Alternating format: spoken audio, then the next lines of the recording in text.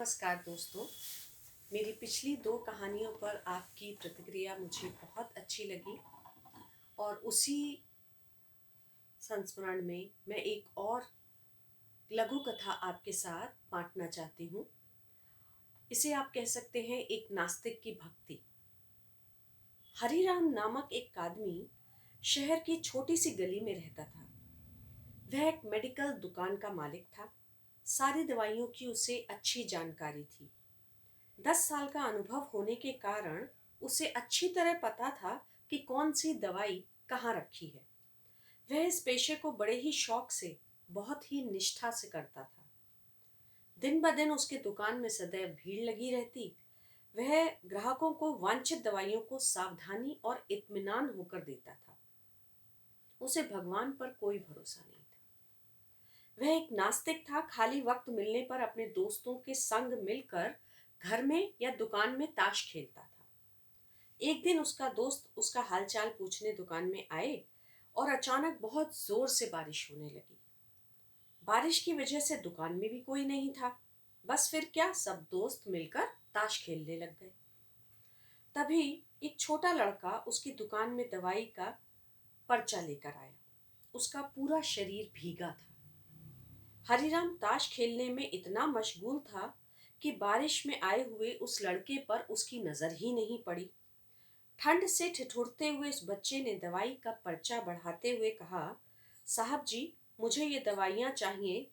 मेरी माँ बहुत बीमार है, उनको बचा लीजिए। बाहर और सब दुकानें बारिश की वजह से बंद हैं। आपके दुकान को देखकर मुझे विश्वास हो गया कि मेरी माँ बच जाएगी। ये दवाई उसके लिए बहुत जरूरी है। इसी बीच बिजली चली गई और सब दोस्त जाने लगे। बारिश भी थोड़ा थम चुकी थी। उस लड़के की पुकार सुनकर ताश खेलते खेलते ही हरिराम ने दवाई के उस पर्चे को हाथ में लिया और दवाई लेने को उठा। ताश के खेल को पूरा न कर पाने के कारण अनमने से, अनुभव से ही, अंधेरे में ही दवाई की उस शीशी को झट से निकालकर उस लड़के को दे दिया। उस लड़के ने दवाई का दाम पूछा, उचित दाम देकर बाकी पैसे जेब में रखकर चला गया और लड़का खुशी खुशी दवाई लेकर चला गया। वह आज दुकान को जल्दी बंद करने की सोच रहा था। थोड़ी देर बाद लाइट आ गई और यह देखकर दंग रह गया कि उसने दवाई की शीशी समझकर उस लड़के को दिया था वह चूहे मारने वाली जहरीली दवा है, जिसे उसे किसी ग्राहक ने थोड़ी देर पहले ही लौटाया था।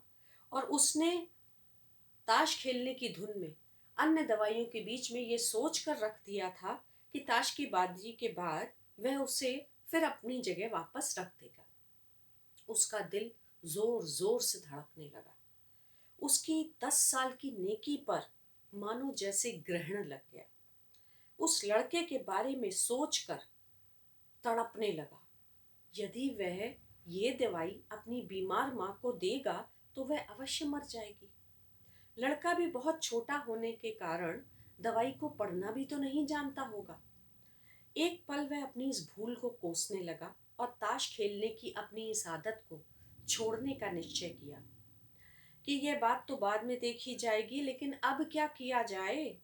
उस लड़के का पता ठिकाना भी तो वह नहीं जानता, कैसे उसकी बीमार माँ को बचाया जाए। सच, कितना विश्वास था उस लड़के की आंखों में। हरिराम को कुछ सूझ नहीं रहा था। घर जाने की अब उसकी इच्छा ठंडी पड़ गई। दुविधा और बेचैनी उसे घेरे हुए थी।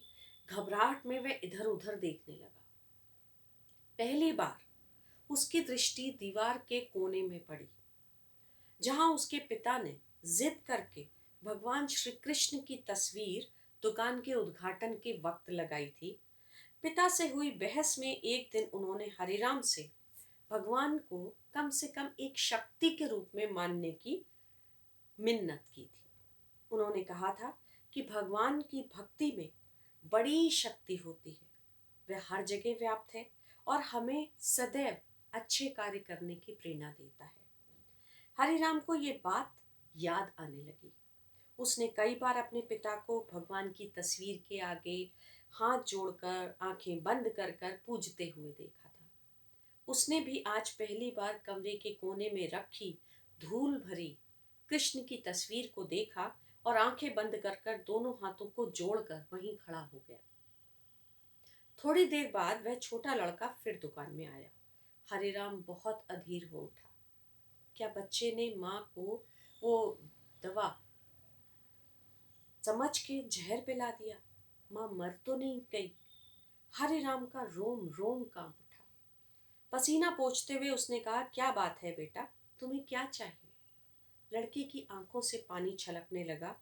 उसने रुकते रुकते कहा, बाबूजी, बाबूजी, माँ को बचाने के लिए मैं दवाई की शीशी लिए भागा चला जा रहा था।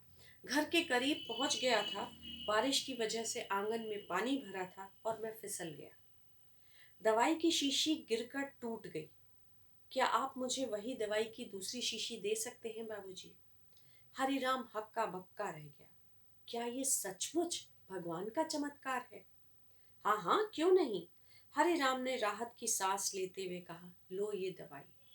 आज एक नास्तिक की भक्ति आस्तिक में बदल गई थी और वो ये जान गया था कि ईश्वर कभी भी आपको गलत कार्य करने की प्रेरणा नहीं देता।